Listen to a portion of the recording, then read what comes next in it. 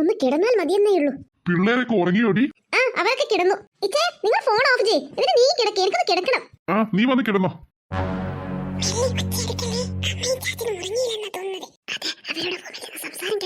നാളെ അവർ ചൊർക്കുളത്ത് പോകുന്നില്ലേ?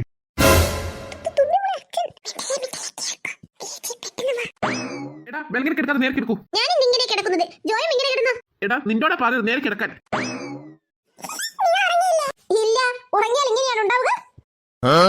നിങ്ങളെന്താ കിടന്നിട്ടൊന്നും എഴുന്നേറ്റ് വന്നത്? പിന്നെ ഈ പാതിരാക്കാന്നല്ല ടെറസിൽ പോയിരിക്കുന്നത്. നിനക്ക് പറ്റുണ്ടോ? പ്ലീസ് ജോ, നമുക്ക് പോയിരിക്കാം. നിങ്ങൾ രണ്ടും ചെറിയാക്കാതെ പോയി കിടന്നേ. ബ്രോ, ഇവരുടെ ഒരു ആഗ്രഹമല്ലേ? പിന്നെ ഇവരുടെയൊക്കെ ആഗ്രഹം നട്ടപ്പാതിരാക്കാന്നാണ് സാധിക്കുന്നത്. നിങ്ങളോടെ പോയി കിടന്നുറങ്ങാൻ പറഞ്ഞത്. വാ തുമ്പി മോളെ, ഈ ഏട്ടന് നമ്മളോട് ഒരു സ്നേഹവുമില്ല. നട്ടപ്പാതിരാക്കാണല്ലോ സ്നേഹിക്കുന്നത്. നിങ്ങളോടെ പോകാൻ പറഞ്ഞത്. നിന്നോടല്ലേ പറഞ്ഞത് ഇല്ല എന്ന് പോയി കിടക്കാൻ? ഇവരുടെ ഒരു ആഗ്രഹമല്ലേ? ഇവരുടെ പേര് പറഞ്ഞ് നിനക്കും ടെറസിൽ പോകാനല്ലേ? ഇതൊക്കെ ഒരു ജോളിയല്ലേ? പിന്നെ വീട്ടിലുള്ളവരൊക്കെ ഉറങ്ങുമ്പോൾ ടെറസിൽ പോകാനല്ലോ ജോലി. അതിന് നിനക്ക് എന്റെ പെർമിഷൻ വേണോ? എന്താ തുമ്പി മോളെ? എന്താ തുമ്പി? നീ എന്നെ ഭീഷണിപ്പെടുത്തുകയാണോ? അത്ര വലിയ കാര്യം എന്താ?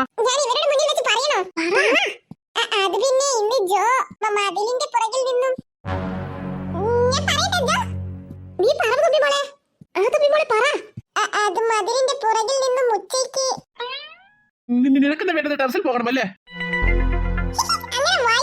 എന്താ തുമ്പി മോളെ കാര്യം പറ. ഒന്നുമില്ല, നിങ്ങൾക്ക് ടെറസിലല്ലേ പോകേണ്ടത്. നടക്ക്. അതെ അതെ, നടക്ക് നടക്ക്, ടെറസിൽ പോകാം. എന്നിട്ട് വേണം മഞ്ഞ് കൊണ്ടിട്ട് പരിക്കാൻ. നാളെ ചുറക്കുളത്ത് പോകുന്നല്ലേ? നിങ്ങളെ പൂതി മാറിയല്ലോ, ടെറസിൽ വന്നില്ലേ? വാ, ശരി, എനിക്ക് പോയി കിടക്കാം. പിന്നെ ഞാൻ പോകുന്ന, നിങ്ങൾ വരുന്നുണ്ടെങ്കിൽ വാ.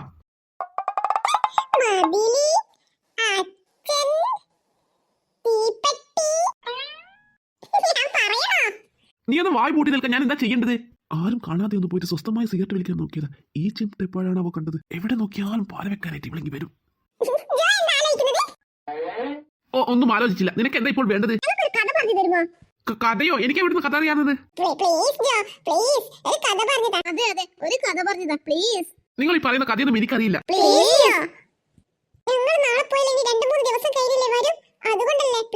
നിങ്ങളോട് പറയൽ കേട്ടാൽ തോന്നുമല്ലോ ചാച്ചനും അമ്മയും ഞാനും ഒക്കെ നിങ്ങളെ ഉന്തി വിടുന്നതാണെന്ന്. നിങ്ങൾ നിങ്ങളുടെ ഇഷ്ടത്തിന് പോകുന്നതല്ലേ? അത് നിങ്ങളുടെ ഇഷ്ടപ്പെട്ട മുത്തശ്ശിയുടെ അടുത്തേക്ക്. പിന്നെ നിങ്ങളെ മിസ് ചെയ്യാനിട്ടാ. എനിക്കിവിടെ 100 കൂട്ടം പണിയുണ്ട്.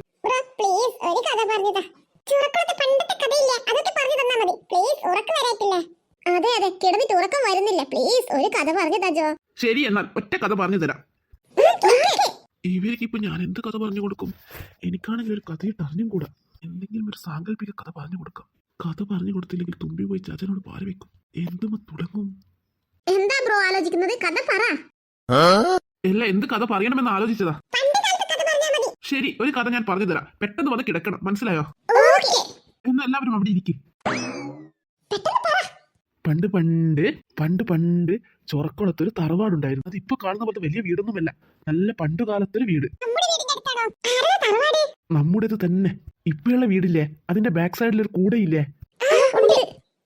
ആ, അത് തന്നെ. അതിന്റെ അടുത്തൊരു കുളമുണ്ടായിരുന്നു. ആ കുളത്തിൽ പണ്ട് ആരൊക്കെയോ വീണു മരിച്ചിരുന്നു.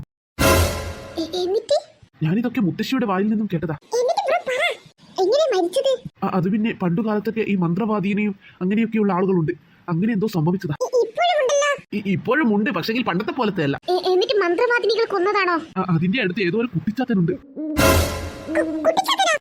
കുട്ടിച്ചാത്തൻ തന്നെ. മതി കഥയൊക്കെ. നിങ്ങൾ ഇനി പോയി കിടക്ക്.